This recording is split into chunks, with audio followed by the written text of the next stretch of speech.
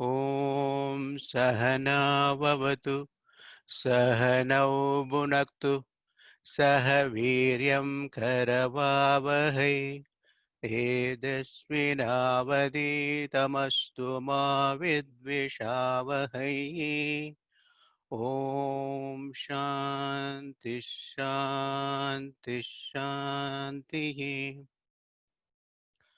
श्रुतिस्मृतिपुराणानाम् आलयं करुणालयं नमामि भगवत्पाद शङ्करं लोकशङ्करम्। समस्तजनकल्याणे निरतं करुणामयं नमामि चिन्मयं देवं सद्गुरुं ब्रह्मविद्वरम् सद्गुरुं ब्रह्मविद्वरम्। गीता ध्यानम्। ॐ पार्थाय प्रतिबोधितां भगवता नारायणेन स्वयं व्यासेन ग्रथितां पुराणमुनिना मध्ये महाभारतम् अद्वैतामृतवर्षिणीं भगवतीम् अष्टादशाध्यायिनीम् अम्ब त्वामनुसन्दधामि भगवद्गीते भवद्वेषिणीम्। मूकं करोति वाचालं पङ्गुं लङ्घयते गिरिं यत्कृपातमहं वन्दे परमानन्दमाधवम् परमानन्दमाधवम्।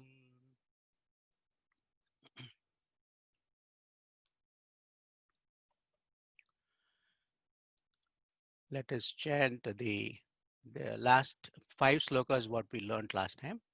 We learned more than that, but let's chant these 5 slokas and then quickly recap. Shri Bhagavanuvacha असंशयं महाबाहो मनो दुर्निग्रहं चलम् अभ्यासेन तु कौन्तेय वैराग्येन च निगृह्यते असंयतात्मना योगः दुष्प्राप इति मे मतिः वश्यात्मना तु यतता शक्यो वाप्तुमुपायतः।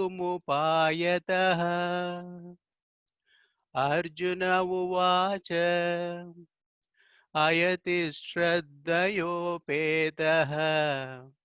योगाचलितमानसः अप्राप्य योगसंसिद्धिम् काङ्गतिं कृष्ण गच्छति कच्चिन्नो भयविभ्रष्टः छिन्नाभ्रमिव नश्यति अप्रदिष्टो महाबाहो विमूढो ब्रह्मणः पथि एतन्मे संशयं कृष्ण चेतुमर्हस्य शशेषतः त्वदन्यसंशयस्यास्य चेता न उपपद्यते।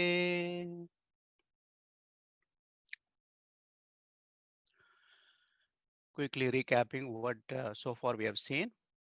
Bhagwan after teaching Arjuna, and of course all of us, about the preparation that are needed externally and internally for meditation, and then the process of meditation in a very elaborate way, and the object of meditation. Then he went on into what are the benefits, and then of course highlighted the obstacle, preempting Arjuna's thought process that he may see some obstacle. Bhagwan himself actually highlighted the obstacle, and then concluded his teaching on meditation by a very powerful sloka, that is a set of two slokas, 29 and 30, which actually talks about the highest vision, Vedantic vision. And in there, he said that yogi is the one who sees the sameness in everything. And he also went on saying, the one who is able to see everything in me and me in everything, he never leaves me. He always abides in me. He is one with me. Sarva bhutastamatmanam, sarva bhutani chatmani, ikshate yoga yutkatmam. That yogi, ikshate, what? Sarvatra samadarshanaha. He sees the sameness everywhere. And then in the next sloka, yomam pashyati sarvatra, sarvam cha mai pashyati. He sees in everything, he sees me, and he sees me as a substratum for everything. I am in all are in me. Very, very powerful vision the yogi has got. And such a yogi, Bhagwan assures that he is with me. I never leave him and he never goes away from me. Tasyaham na pranashyami sachamena pranashyati. So he is one with me. That jiva is aikyam with Brahman. Jiva Brahma aikyam is declared for such a jiva, for such a yogi. So when Bhagwan concluded this teaching like this with this powerful vision, so Arjuna thought that, yes, it looks very, very interesting and encouraging and motivating, but oh Lord, it is impractical. And that's what the first question was in when Bhagwan opened up the question answer session with Arjuna after the teaching. So his first question was, like all of us will ask, Arjuna asked, Bhagwan is too difficult. The end result is good. It's very promising, but the way actually we'll have to go through this process is impractical. For that, of course, Bhagwan says, Samshayam Mahabaho, that is this 35th sloka, Mano Durnigraham Hamchalam. So he says, he agrees with Arjuna. He says, it is difficult, but you can do it. How? Abhyasena tu kaunteya vairagyena cha grihyate. So by constant practice with vairagya, each complementing each other, one will be able to accomplish this. We saw this in detail, and how abhyasa, practice, helps our intellect to get equipped with that strength of knowledge, and vairagya, how it helps our mind to get purified, and hence they complement each other. And of course, we had some discussion on this point and also on the sameness in our WhatsApp group. Beautiful discussion, and thanks for triggering that questions and also the answers what it was exchanged. And if there is some more clarification needed, we'll have it in the question answer session later. So Bhagwan actually assures that by this abhyasa and vairagya, will be able to grihyate. It is possible to do this. And then he also goes on saying that who can make this happen? I again emphasize that point that samyadatmana yoga uh, dushprapa. For the person actually who is not having enough self-control, it is dushprapa. Dushprapa. It is not possible. That is my opinion. Iti me mati. He confirms that that no, that person, if he is not having any enough self control, he cannot do it. But who can do it? Vashyatmanatu yatatha shakyo vaptumupayataha. Upayataha. But that those means, that is abhyasa and vairagya, one will be able to attain that. It is possible, shakya. It is possible to attain. So that assurance Lord gives.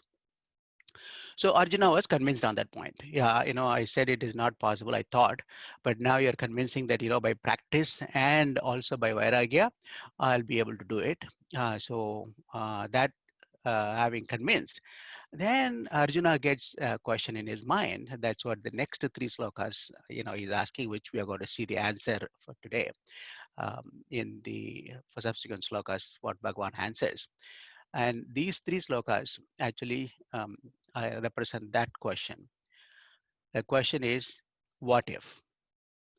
I agree that, by abhyasa and vairagya, I can attain this yoga. But Lord, what happens? I put in my effort and I keep working on it. I know it does take some time, as you know, as you are told. But in between, something happens to me and I have to leave my body. What happens in that case? So in that case, actually, I lose everything, whatever, the other finite pleasures what I would have had. In the common man's question, this, the question is actually can be rephrased that, in Saturday morning, I would have slept some more and enjoyed this weekend, start of the weekend. Or I would have had, sitting in my deck or patio, I enjoyed the cup of coffee with, my family and all that. But here I am studying, Bhagavad Gita. So like this, if I keep on sacrificing those finite pleasures for this infinite pleasure, happiness, what you are promising me, which may happen later, then I am neither there or here. It's a double whammy for me. So what happens, if I lose my body in between and whatever, the finite enjoyments I wouldn't have had, and nor the infinite happiness what you're promising. So, ayati shraddhayo petaha yogachalita manasaha aprapya yoga samsiddhyam. So it's not possible to attain kangadim Krishna gachati. So what happens to that kind of a person who strives, but his life is yet. And then he elaborates that in the 38th sloka, Kachinno Bhaya Brashtaha Chinna Brahmiva Nashyati. So he actually gives an example of that cloudlet, a small piece of the cloud which separates from them and then gets the heavy wind actually dissolves that cloud. So it disappears. So like that, this person may vanish and you nowhere to go. Apratishto Mahabaho Muda, so it's deluded. And Apratishto, there's no support for him, neither from the spiritual strength perspective, nor from the material prosperous perspective. He doesn't have any support. So please answer me. Etanme samshayam Krishna. This is my biggest doubt. Um, Only you can remove it. You have to remove it. Chetumarhasya sheshataha. Remove it completely from me, because I'm going to put in a lot of effort, but you have to remove it, and only you can do it. Tadanya samshayasya chetana yuha patyate. Nobody else can do it. Only you can do it, because the past lives. Everybody who have been there, what they have done, and in the previous lives, and what they're going to do in the future life. That's what you told in the fourth chapter. So only you can do it. So that way it poses this very difficult question, the second question, which again we all will come across if you have not thought of it. These two questions, if you really look at it, so deep they are, and it is so difficult to do it that we all know it's so difficult to do. Those who have attempted and attempting to meditate, we know how difficult it is, right? And what all kinds of challenges that come, right? So that very nicely Arjuna asked on our behalf. And the second question is, okay, what happens? If I drop dead, we don't know when I'm going to be drop dead. So what happens to this? Neither here nor there. So two very common questions on our behalf is asking, and thank that is asking, and we get the answer from the Lord. Lord says, quick answer he gives first. And then, of course, he elaborates. In this sloka, 41, he assures that good actions never go waste. So let us chant this sloka. Today, Nagaraj is going to chant. Shri Bhagavanuvacha Parthanaiveha namutra Vinashastasya vidyate Nahi kalyana kruta kaschit Durgatim tata gacchati. Once again. Shri Bhagavanuvacha Parthanaiveha namutra Vinashastasya vidyate Nahi kalyana kruta kaschit Durgatim tata gacchati. Partha. Oh, Partha. The way actually each one of them address, as we discussed in the last time also, using the appropriate name and appropriate tone against each one depending on the context, that also to be appreciated. Oh, Partha. Oh, you have asked this question? Oh, Partha. First of all, he gives the assurance, as I said, um, Partha Nai Na, the way it has to be split, I've split that and then put it there. Na eva eva iha na amutra. Na eva iha, here, iha means here. Na, not even here. Na amutra, nor in the other world. Neither in this world, nor in the other world. Neither in Bhulaga, or if at all you go to the other lokas also, this is what is going to happen. There is no destruction for him. He assures that. Vinashaha tasya vidyate. There is no destruction for him. For whom? Second line. Nahi kalyanakrit kachit. Kalyanakrit. Kalyanam here, auspiciousness, right? Kalyanam represents auspiciousness. Of course, marriage also is Kalyanam is called because it's auspicious. So, Kalyanakrit, the one actually who does the auspicious activity. Kachit, anyone who does that. Na durgatim data kachati. Durgatim data kachati. Durgatim kachati.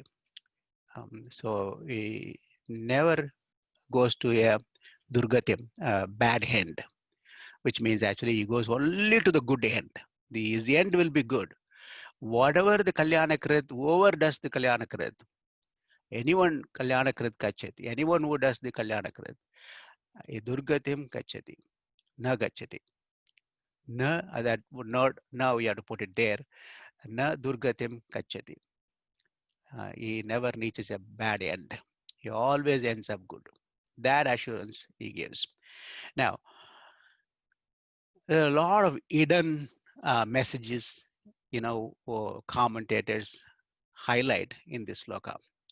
First of all, he's talking about the very powerful assurance, the hope that whatever the good actions you do with good attitude, that will never go, which means actually they are all remembered somewhere in some database, which is a the biggest database, which we can think of in the universe, right?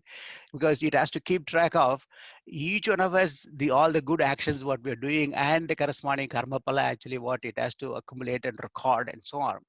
And that database has got enough um, information about how the good things we are doing and with what attitude we are doing. Because good action sometimes, we can do some good actions with some other motive also, selfish motive. If I'm helping somebody, then I can help because I really feel like helping. That person needs help. That is the good attitude.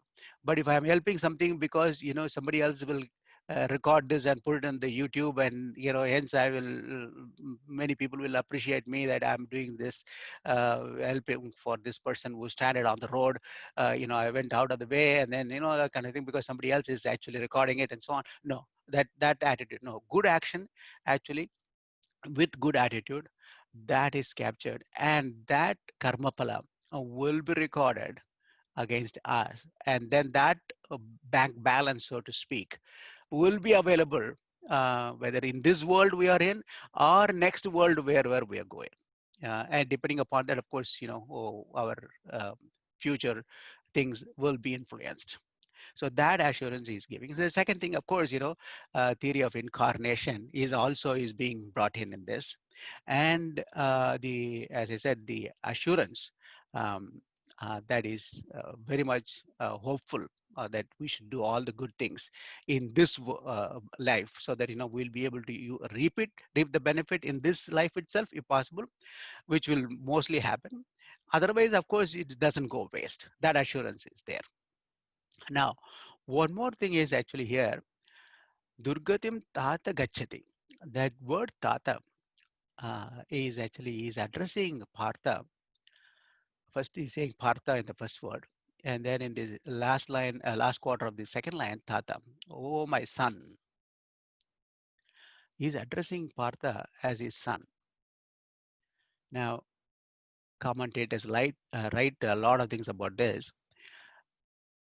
A father, where to his son, will never give a bad advice. Any father, even if the father is, of course, good fathers will definitely give good suggestions, to good advice to the son. But even if the bad fathers are there, because they are so culprits and deceit and do all kinds of bad things to the society or to others, etc., etc. Even if those bad fathers are there, to their son, they will never give a bad advice. Then what to talk about good fathers? So this fatherly love is so powerful. And to bring out that aspect, that from the fatherly love perspective, this advice is the best advice. That message is coming out by use of this word tata, that is, oh my son.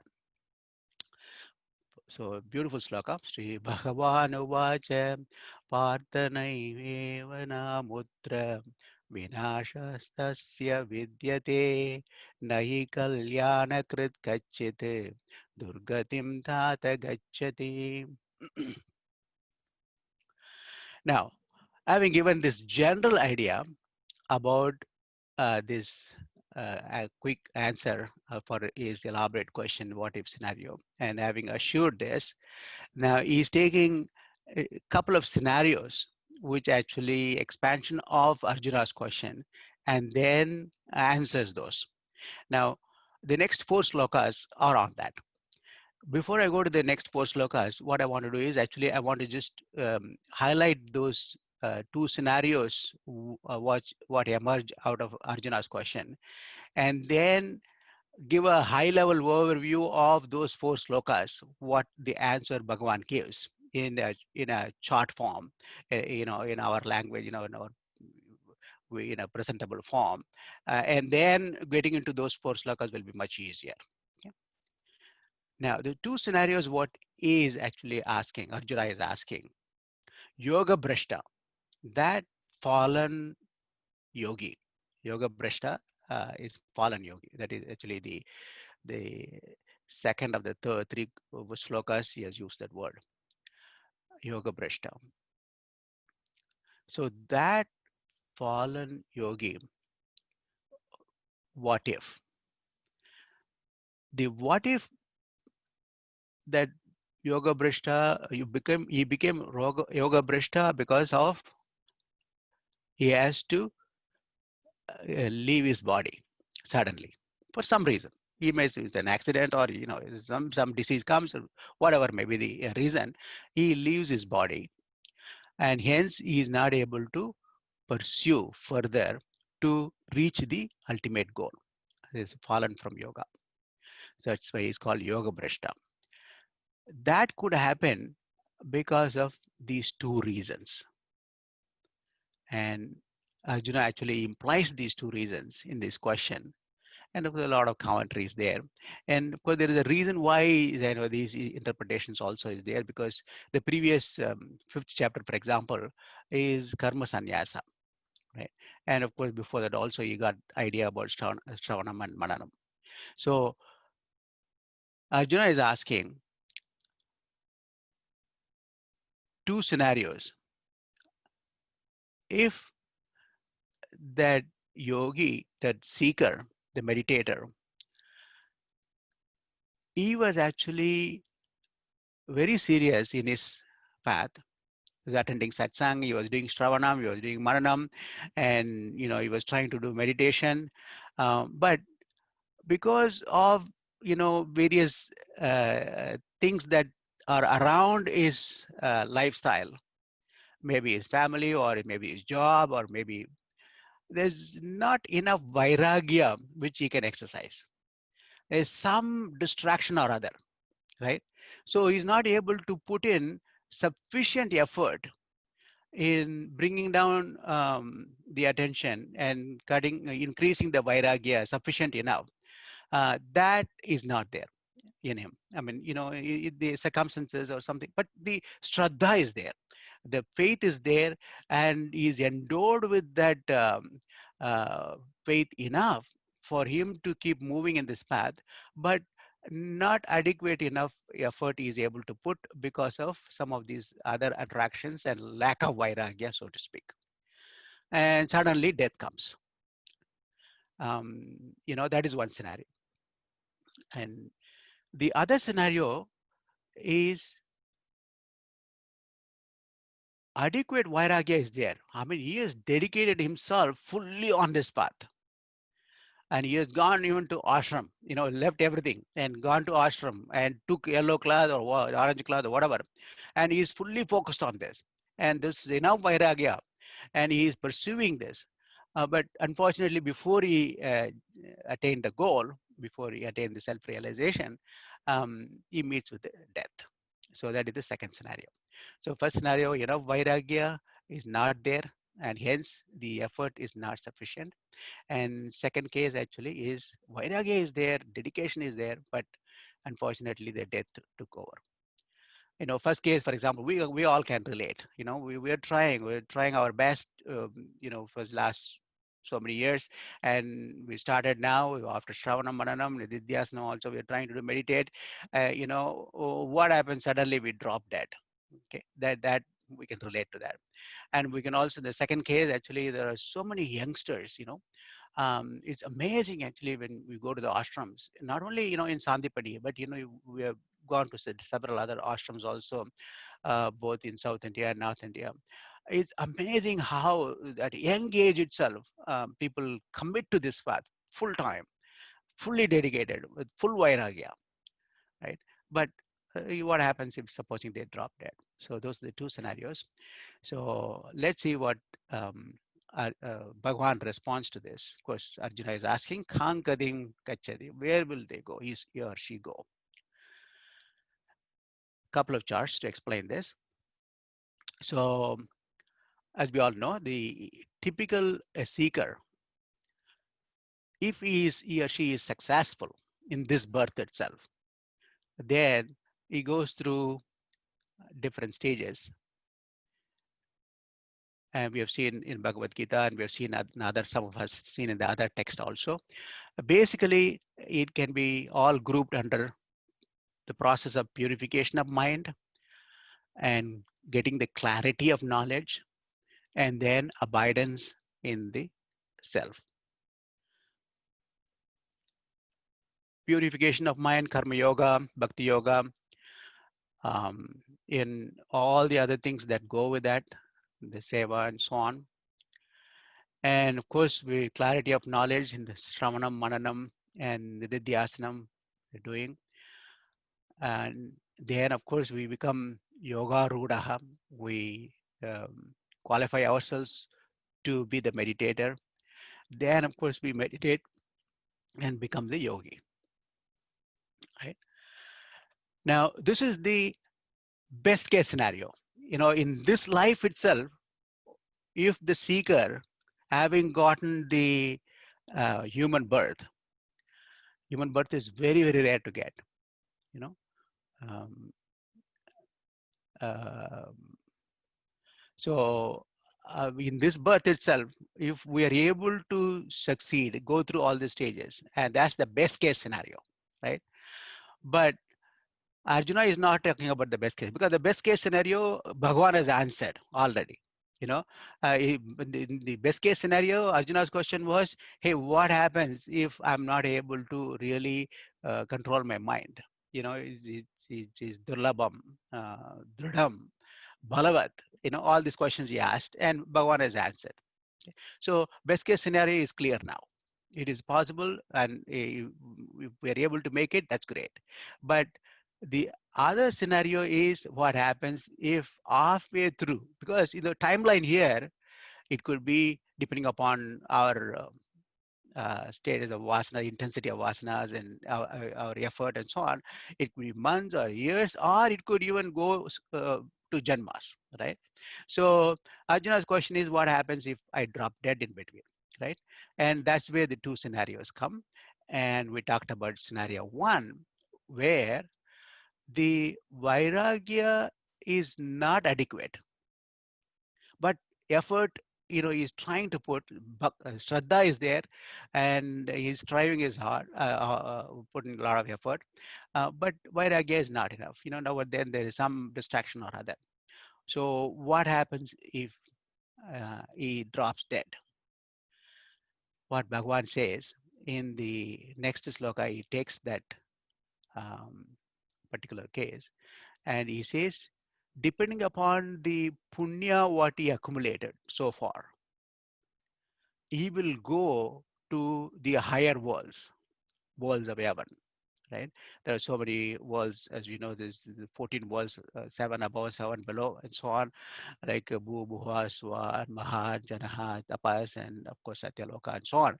So depending upon his punya accumulated, he will go to the world of heavens and then stay there and enjoy all the things that go with that. It is, you can imagine, we are all, done some punya or other, from coming from India to this country. In some way, our standard of living is definitely better here in this country in general, compared to what the standard of living what otherwise would have gone through in India, right? So we have done some punya.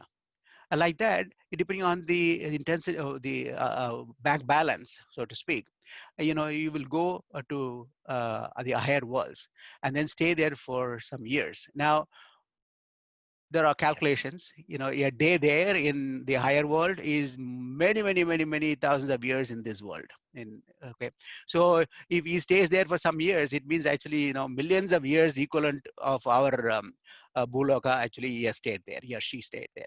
Okay, so and then after several thousand years, he comes back and he is born in a pious and prosperous family. God, Lord assures that. After that, he comes back with a prosperous family because he doesn't have to, think about where the next meal is coming from. The family is well-to-do, and not only that, family may be well-to-do, but it should be, it should be oriented towards the spiritual path. It should be pious. So that kind of family, you will be born. Lord is assuring that. Right? Now, what happens to this second case, where Vairagya is there, Shraddha is there, and he has dedicated his entire life, he or she dedicated the entire life, gone to ashram also, and doing Shravana Mananam, Nididhyasanam intensively, but drops dead suddenly. What will happen? In sloka number 42, he says he will be born in the family of wise yogins. Yogins already were very advanced in the spiritual path, where every day Bhagavad Gita is chanted, and every day Suprabhadam onwards, go on Vishnu Sahasranama onwards, and talk about Upanishads. There are a lot of discussion that's going on about scriptures and dwelling on that, and that kind of a yogin's house you'll be born, and Lord is giving assurance. And then they both actually have the access to their opening balance, which is equivalent to the closing balance what in the previous life they had. And with that, they start off well from a very good entry level. And then not only that, they also have a thrust, inbuilt thrust, a tailwind. I put that word. A tailwind is there so that they speed, the acceleration in this path of going and achieving the goal is like a rocket speed. So that is built in them, and they take off. And then, of course, finally in 44, they achieve the highest accomplishment and so on. So that is the picture. I thought this picture really, once we represent, it will be very useful to understand the next four slokas. Now we can go through quickly. Um, so destiny one, that is the person who goes to the world of events and then comes back and then is born in a very pious and prosperous family. And as is born itself is, in a meditative mode is born. And then of course he takes off from there. So let us chant that sloka. प्राप्य पुण्यकृतां लोकान् उषित्वा शाश्वती समाः शुचीनां श्रीमतां गेहे योगभ्रष्टोऽभिजायते Once again. प्राप्य पुण्यकृतां लोकान् उषित्वा शाश्वती समाः शुचीनां श्रीमतां गेहे योगभ्रष्टोऽभिजायते Abhijayate. The last second line, last word, Abhijayate. He takes birth.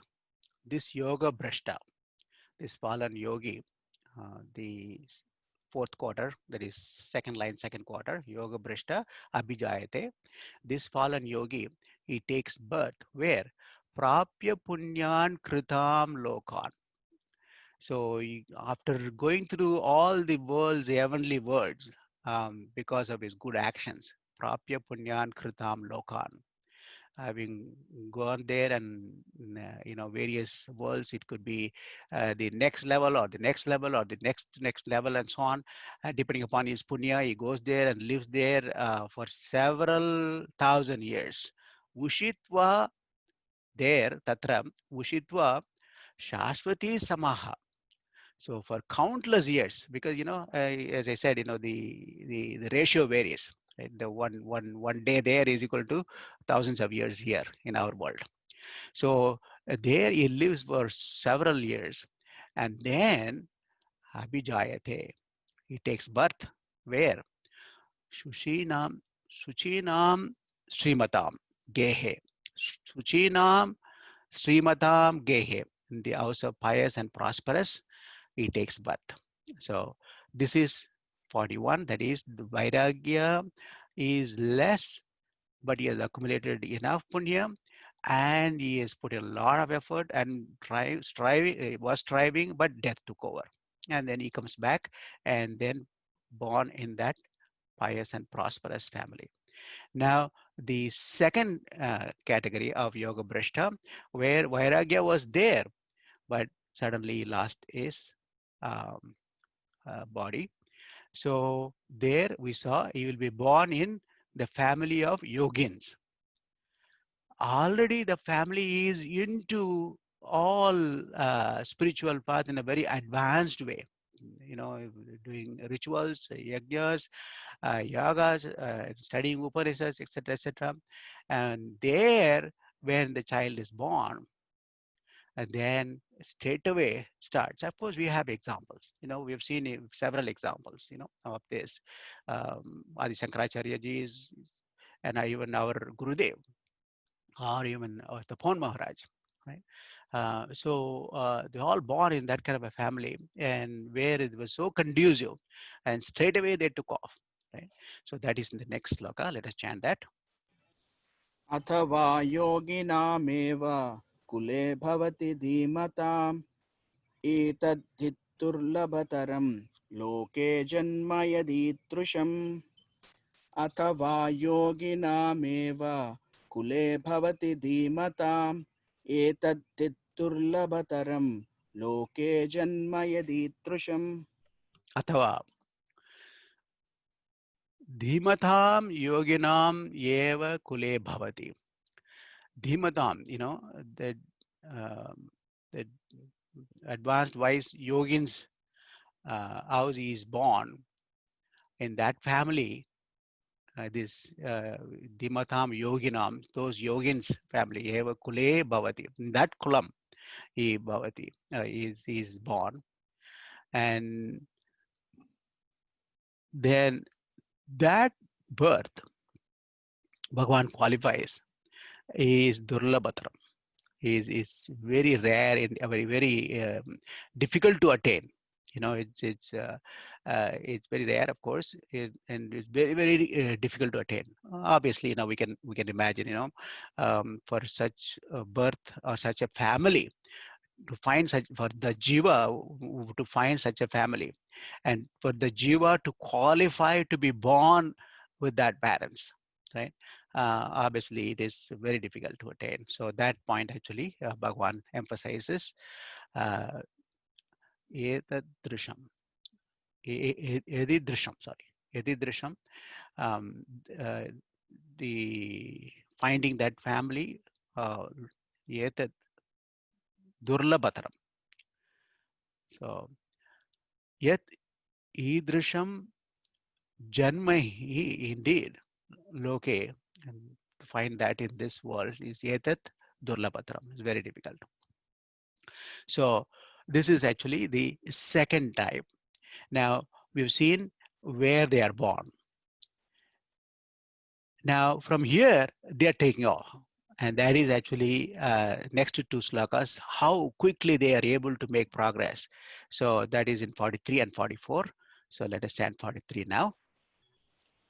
तत्र तं बुद्धिसंयोगं लभते पौर्वदेहिकं यतते च ततो भूयः संसिद्धौ कुरु नन्दन तत्र तं बुद्धियोगं you want me to repeat? Sorry. Yeah, please go ahead. तत्र तं बुद्धिसंयोगं लभते पौर्वदेहिकं यतते च ततो भूयः संसिद्धौ कुरु नन्दन Kurunandana. Again, the context here, oh, the joy of Kuru. You belong to that Kuru family, Kurus actually are known for, with a lot of progress in the spiritual side. And you are born in that family, oh, Kuru Nandana. Tatra labate tam buddhi sanyogam. There, Tatra, he or she attains, labate. What do they attain? That particular jiva, having born in that family. Buddhi Sahayoyam, he connects with that closing balance. Whatever the closing balance actually it was there in the previous birth, he connects with that. He, he connects with that and starts from there, that baseline, he or she starts to take off. That baseline from where Paurva Deikam, that is from the previous body, what he accumulated, Paurva Deikam, that to that he connects and then strives more and more. In fact, now that the baseline is very high and the entry level is very high, from there the acceleration also it helps him to accelerate more. Yatate tato bhuyeha. So it drives much more thrust is there for attaining that perfection, samsiddhau, to get to the goal as soon as possible. There is enough thrust is there, and that he strives more by connecting and making use of that um, opening balance what he has got, which is the same as the closing balance in the previous birth. Now, one more point in terms of how it helps him to progress further, that is in the sloka number 44. पूर्वाभ्यासेन तेनैव ह्रियते ह्यवशोऽपि सः जिज्ञासुरपि योगस्य शब्दब्रह्माति वर्तते One second. पूर्वाभ्यासेन तेनैव ह्रियते ह्यवशोऽपि सः जिज्ञासुरपि योगस्य शब्दब्रह्माति वर्तते Purva abhyasena tena eva. That because of that purva abhyasena, because of the previous, practice, whatever he or she has been doing it, because of that opening balance, because of the high entry level being very high, the baseline being high, riyate, you know, the the force in which actually you move faster in this life, the new life, because of the practice what he had been doing in the previous life, that force is very high. Riyate, it's as if he has been pushed into, is as there's a lot of thrust. With that thrust, um, he moves forward. Avashaha, he cannot really resist being actually pulled into this.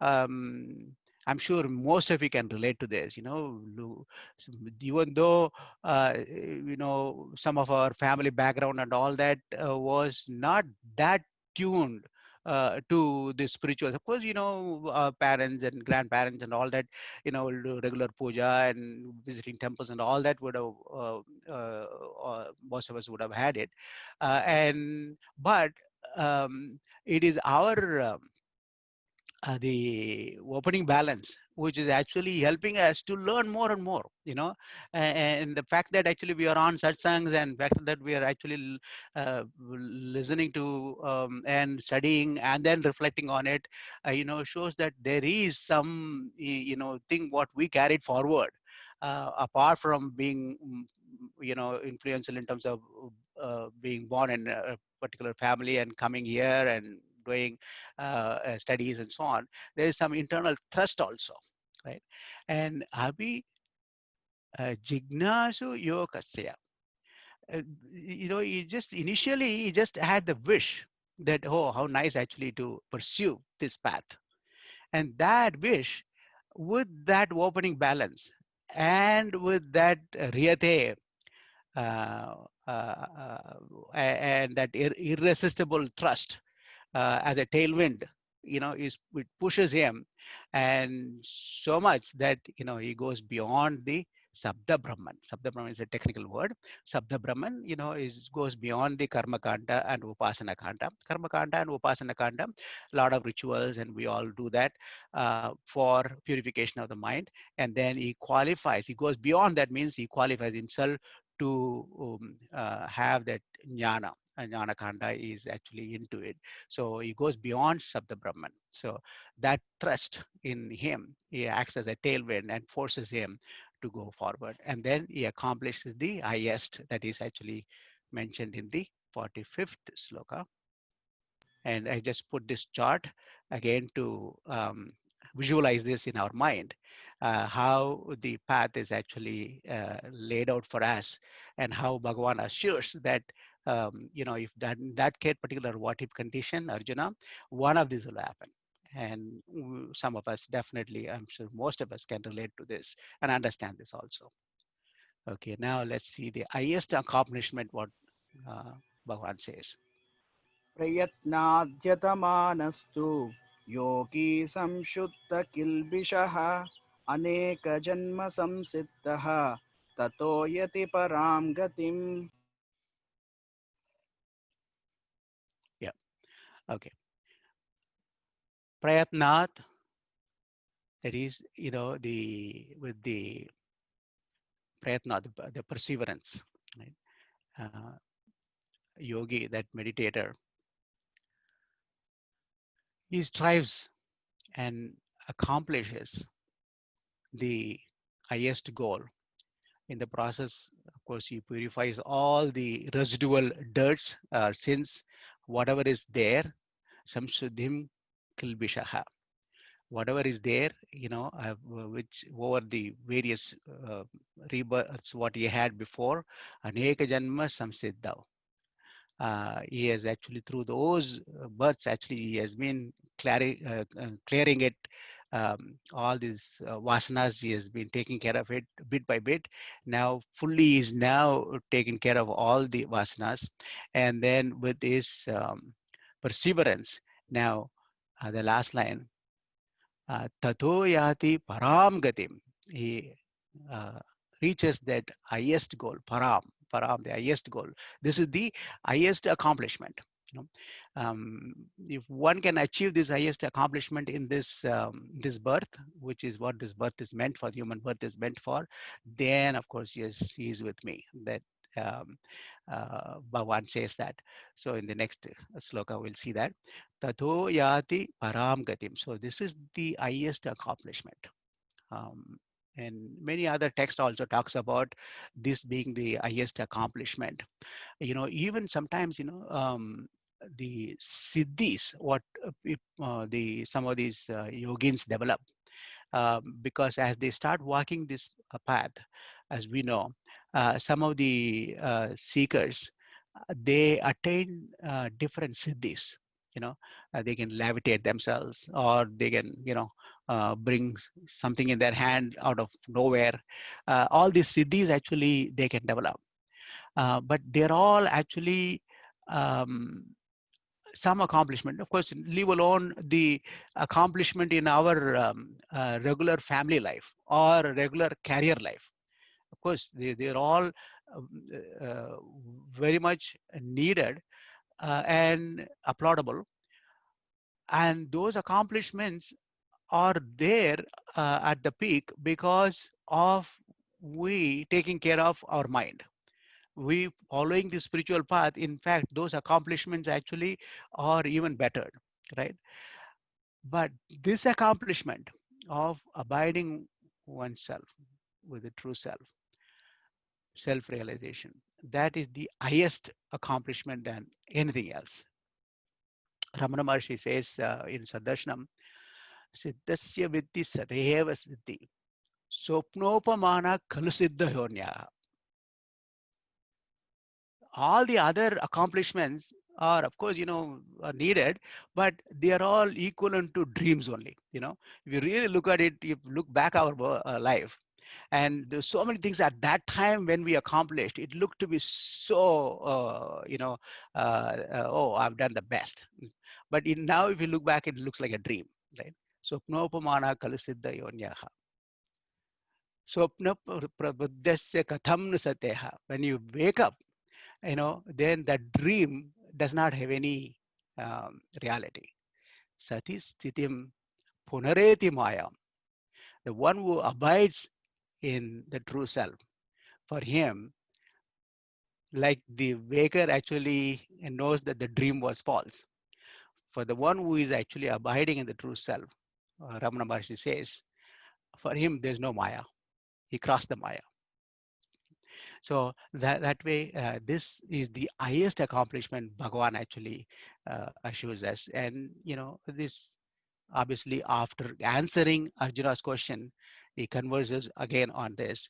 And then he highlights one more aspect of this yogi in the next sloka. Go ahead, please. तपस्वीभ्योऽधिको योगी ज्ञानिभ्योऽपि मतोऽधिकः कर्मिभ्यश्चाधिको योगी तस्माद् योगी भवार्जुन. Right. So here he puts all superlative status to this yogi.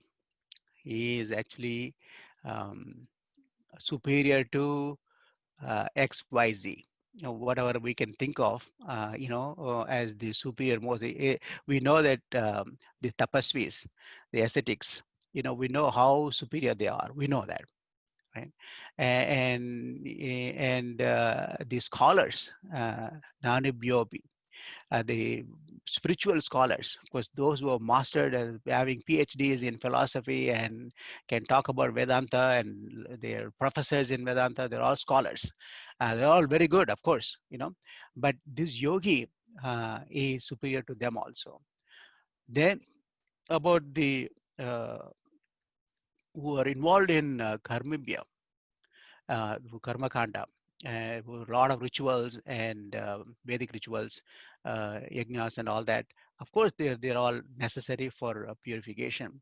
But this yogi, having attained the realization, is superior to them. And after highlighting all these things, and he says, so Arjuna, you strive to be a yogi. Tasmat yogi bhava. So because this is the superior most, this is the highest accomplishment. So you strive to be a yogi. And that, and of course, he has given enough background, enough reasons why he wants Arjuna to become a yogi. And that concludes in terms of the yogi aspect. And the next sloka in 47, he puts the seed for the next chapter, not only next chapter, next sixth chapter, which, as we know, is Bhakti Yoga, right? So Bhagavan actually nicely takes Arjuna. Now that I taught you all these things, I've given you Shravanam, Mananam, about Nididhyasanam, I talked to you. Now you start thinking about me and me only. So let us see what the next sloka is, the last one. So Krishna. I don't have time for this. Gurudev actually very nicely, he talks about how this yogi is superior, and that aspect actually Gurudev highlights. But we'll skip this. I think, well, let's say 3 seconds, we'll see. He is whispering into the ears of his great friend and devotee, Arjuna, a tip. Just as you get a tip in the horse race, in the share market, a tip. Krishna is giving him a tip. What? Tapasvebhyo adhiko yogi. One who is contemplating, that man is more nobler, greater than all those who are doing tapas, penance. Karmebhya jnanibhyo bhi mato adhikaha. It is my opinion that a man who is sitting in the seat of contemplation and trying to contemplate is any day nobler than all the erudite scholarship that he has learned by studying the great scriptural textbooks.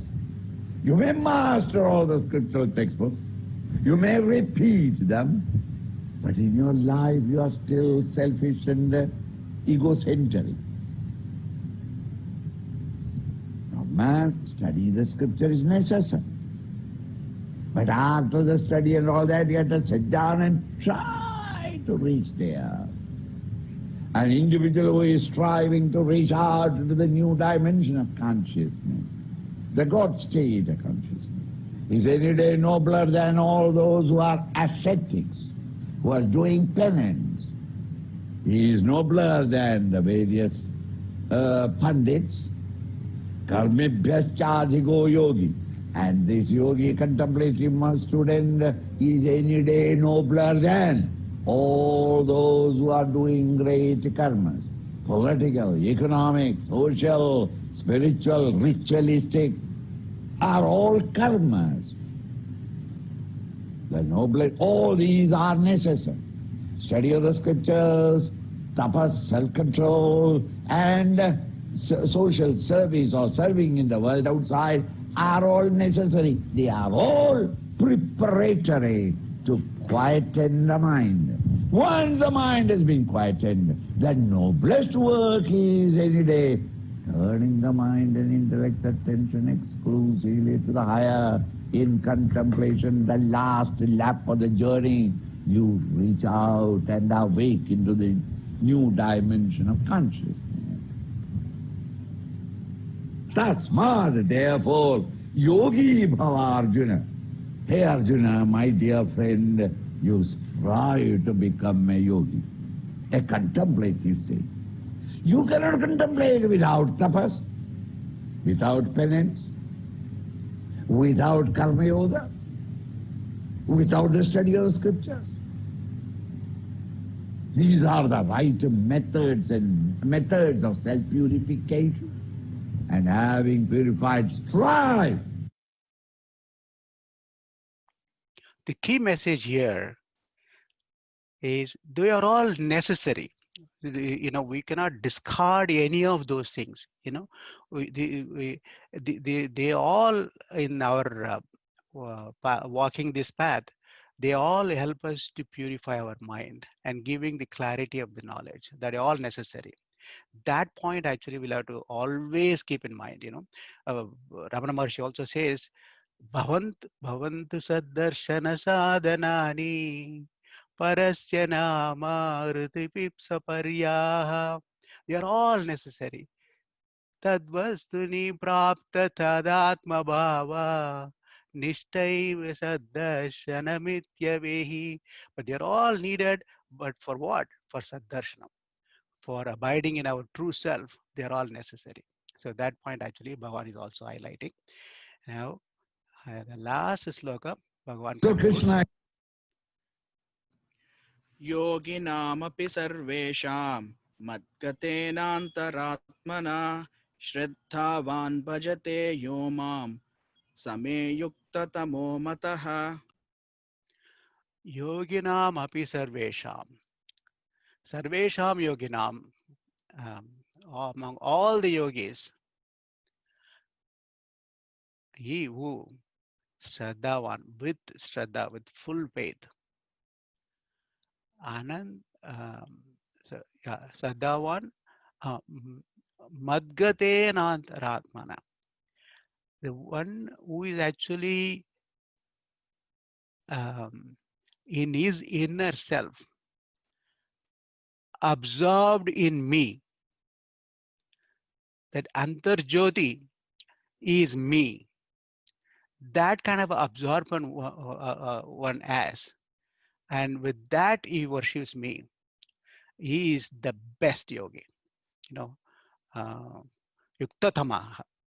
He is actually, putting the highest grade for that yogi. Because yogi also, there are a lot of yogis, as we know, they meditate upon different objects. Of course, they may, some people say meditate on light, meditate on the sky, meditate on these chakras and so on, or different deities. But Bhagavan says that yogi who actually keeps his antarjyoti, the inner self, in me and worships me, puts the seed for the Bhakti Yoga of the next six chapters, worships me. And he is the Yukta Tamaha. He is the best of all the yogis. In Mukuntamala also there's one particular sloka, Antarjyoti Rameya Meta Mamirta Krishnakya Mapyatam. That Antarjyoti is Krishna, the Supreme Lord. In this case, the Supreme Lord is represented as Krishna. So that once we absorb the Supreme Lord in our Antarjyoti, and that actually will give nirvana. That is what Mukundamala also says. So Bhagavan puts the seed for the Bhakti Yoga for the next six chapters. So with that, we chant the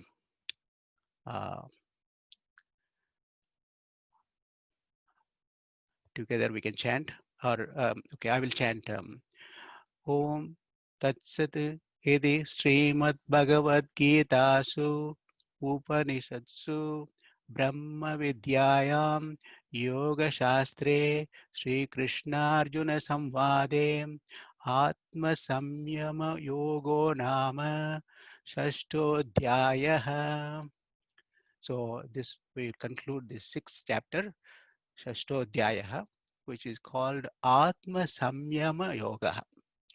Atma Samyama. Samyama is control, controlling Atma in the Antarkarana, controlling the mind. For what? For yoga, for uniting with him. Atma Samyama Yoga, or yoga of meditation, or Jnana Yoga. These are all different names for this chapter. That sixth chapter we conclude. Now we also chant the first sloka, and before that, just a quick glance at what are all the various topics we covered. Started with what is meditation, and also who is a meditator. Then we structured the chapter in such a way that some of these topics actually topic wise we reorganize the slokas, and of course more or less the structure of this chapter also falls into that, but from the topic wise actually we looked at who is the meditator, then the preparations both external and internal, then of course the process of meditation, then what are the various obstacles, then of course the benefits, then the vision of this yogi, then of course get into the question answer, which is very interesting, and then the seed for the next chapter. So that is the structure what we've seen. Now before we conclude, we chant the first sloka. Sri Bhagavanu Vacha Arastrita Karma Phalam Karyam Karma Karoti Yaha Sasanyasi Cha Yogi Cha Naniragnirna Chakriyaha. So with that, actually we conclude this chapter, and thanks to a lot of volunteers who helped in terms of making it happen, and the co-hosts, Shalaka and Darshan, and the chanters, all the chanters, starting from Shekhar, Shalaka, Uttam, Lakshmi, Nagaraju, and of course our Uttam, who transcribed all the notes meticulously every week, and then also compiled all the answers also, and then shared it with us in our group, and also for the volunteers who have been updating the YouTube and Facebook. And of course, thank you to all of you also for this opportunity. It's been a great sadhana for me also. And last but not least, I want to express my thanks and gratitude to my Acharya ji, Swami Bodhatmananda ji, who took enormous effort in that 25 months of non-stop teaching. in that 25 months of the 2,500 hours of lectures, he never missed a class. Um, and thanks to him, and of course, thanks to and gratitude to all the Guru Parampara. So with that, let me do the final prayer, and then afterwards we'll open it up for any question, answer, or comments. Sarve bhavantu sukhinah, sarve santu niramayah, sarve bhadrani pashyantu, ma kachchit dukkha bhag bhaved. Om Purnamada Purnamidam Purnat Purnamudachyate Purnasya Purnamadaya Purnameva Vashishyate. Om Shanti Shanti Shanti. Hari Om Shri Guru Pyo Namaha. Hari Om.